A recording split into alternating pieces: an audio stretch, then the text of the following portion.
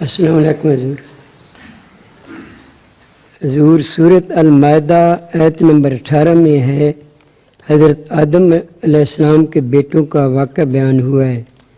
حضور کے ترجمہ کے مطابق جب ان دونوں نے قربانی پیش کی تو ان میں سے ایک سے قبول کر لی گئی اور دوسرے کی قبول نہ کی گئی۔ اس نے کہا کہ میں ضرور تجھے قتل کر دوں گا۔